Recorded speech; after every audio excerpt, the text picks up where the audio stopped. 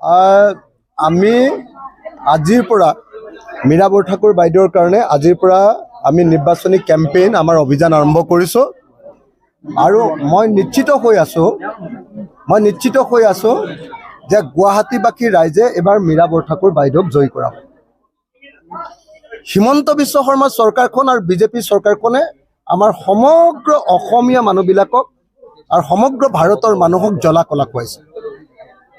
বস্তুৰ মূল্য বৃদ্ধিৰে জ্বলা কলা খুৱাইছে, আইনৰ শাসনৰ পৰিৱৰ্তে গুণ্ডাগিৰিৰ শাসনেৰে জ্বলা কলা খুৱাইছে, পাহাৰৰ মানুহবিলাকক আকৌ জ্বলা কলা খুৱাইছে মাটিৰ প্ৰিমিয়াম।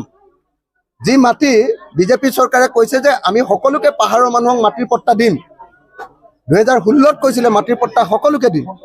সেই বিজেপিয়ে এতিয়া পাহাৰৰ মানুহক বা চৰকাৰী ভূমিৰ মানুহক মাটিৰ পট্টা দিবৰ কাৰণে মিনিমাম প্ৰিমিয়াম কৰি দিছে 62,50,000 টকা।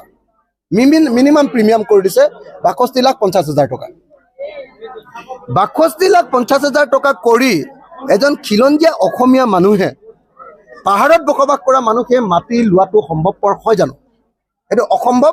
অৰ্থাৎ বিজেপিয়ে, হিমন্ত বিশ্ব শৰ্মাই অসমৰ খিলঞ্জীয়া মানুহে যাতে মাটি ল'ব নোৱাৰে, 62,50,000 টকা দিব পাৰিলেতো ফ্লেট এটাই কিনিব ল'ব, ইয়াত পাহাৰত কিয় থাকিবলৈ আহিব?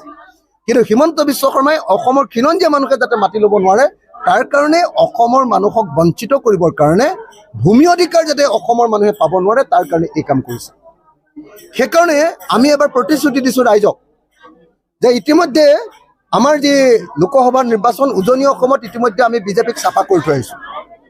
যোৰহাটত আমি ইতিমধ্যে গৌৰৱ গগৈক জিকাইছোঁ, ডিব্ৰুগড়ত লুৰিণজ্যোতি গগৈক জিকাইছোঁ, নগাঁৱত প্ৰদ্যুৎ বৰদলৈক জিকাইছোঁ। উজনি অসমত বিজেপিক চাফা কৰি থৈ আহিছোঁ আৰু 2026 চনত আমি অসমত বিজেপি চৰকাৰক চাফা কৰি ব্ৰহ্মপুত্ৰত উটুৱাই দিম। এখন নতুন চৰকাৰ কৰিম যি জনগণৰ পক্ষত থাকিব, যি গুণ্ডাগিৰি নকৰে। হিমন্ত বিশ্ব শৰ্মাৰ বিজেপি চৰকাৰখনৰ গুণ্ডাগিৰিয়ে অসমৰ মানুহক কামুৱাইছে। বস্তুৰ মূল্য বৃদ্ধিয়ে অসমৰ মানুহক আৰু কোনো পধ্যে জীয়াই থাকিবলৈ নিদিয়ে। 410 টকাৰ গেছ চিলিণ্ডাৰটো গৈ 1152 টকা হৈ গ'ল, 3 টকাৰ নিমখ গৈ 30 টকা হৈ গ'ল, 2 টকাৰ মুৰ্গীৰ ডিম গৈ এতিয়া 10 টকা হৈ গ'ল, 1 লিটাৰ মিঠাতেলৰ দাম 70 টকা আছিলে এতিয়া 220 টকা হৈ গ'ল, 1 কেজি মচুৰ দাইলৰ দাম আছিলে 45 টকাৰ পৰা 47 টকা, এতিয়া নৰেন্দ্ৰ মোদীৰ দিনত 1 কেজি মচুৰ দাইলৰ দাম হৈ গ'ল 110 টকা। মূল্যবৃদ্ধিয়ে অসমৰ মানুহবিলাকক কুঙা কৰি পেলাইছে। মানুহৰ উপাৰ্জন বৃদ্ধি পোৱা নাই, মানুহৰ অৰ্থনৈতিক অৱস্থা একদম সাংঘাতিকভাৱে বেয়া। ঔষধৰ মূল্যবৃদ্ধিয়ে অসমীয়া মানুহক দুৰ্লা কৰি পেলাইছে। গতিকে এই মুহূৰ্তত অসমৰ মানুহে সকলোৱে সিদ্ধান্ত লৈছে যে এইবাৰ আমি বিজেপিক পৰাভূত কৰিম। আপোনালোকক মই কৈ দিছোঁ, এইবাৰ নিৰ্বাচনটো আচলতে আমি বিৰোধী পক্ষই বিজেপিৰ লগত খেলা নাই, এইবাৰ নিৰ্বাচনটো অসমৰ ৰাইজে বিজেপিৰ লগত খেলিছে। পাৱাৰ অফ কমন পিপুল, সাধাৰণ মানুহৰ ক্ষমতা এইবাৰ প্ৰতিষ্ঠা কৰিব আৰু আপোনালোকে অদ্ভুত ৰিজাল্ট এটা দেখিবলৈ পাব। আৰু আপোনালোকে এইবাৰ দেখিবলৈ পাব যে অসমত কেৱল 5খনমান আসনে এইবাৰ বিজেপিয়ে পাব। 14খনৰ ভিতৰত 14খনে পাম বুলি কৈ আছিলেতো, 14খনৰ ভিতৰত মাত্ৰ 5খনমান আসন পোৱাৰ চান্স আছে। বাকী আটাইবিলাকতে আমি বিৰোধী পক্ষ জিকিম। ৰাইজে আমাক আশীৰ্বাদ দিছে, ৰাইজে আমাক মৰম কৰিছে, ৰাইজে সিদ্ধান্ত লৈছে যে বিজেপিক হৰুৱাব। আৰু সেইকাৰণে মই আশা কৰিছোঁ যে গুৱাহাটীতো মীৰা বৰঠাকুৰ বাইদেউ এইবাৰ জিকিব।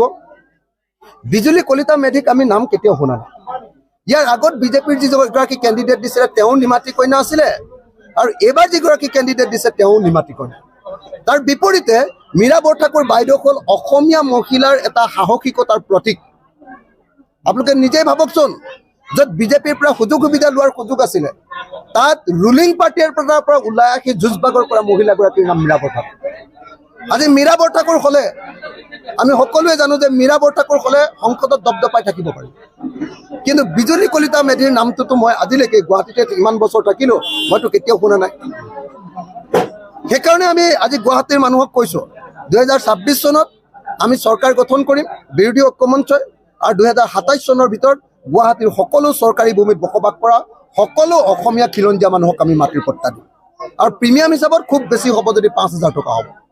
5,000 টকাৰ প্ৰিমিয়ামত আমি অসমৰ সকলো মানুহকে, খিলঞ্জীয়া মানুহক গুৱাহাটীত আমি মাটি দিয়াৰ ব্যৱস্থা কৰিম, যাতে গুৱাহাটীখন খিলঞ্জীয়া মানুহৰ হৈ থাকে, গুৱাহাটীখন যাতে অসমীয়া মানুহৰ হৈ থাকে, গুৱাহাটীত যাতে অসমীয়া মানুহৰ দপদপনি থাকে, গুৱাহাটীত যাতে হিমন্ত বিশ্ব শৰ্মাৰ হতে বাহিৰৰ মানুহৰ উপদ্ৰৱ বঢ়াব নোৱাৰে।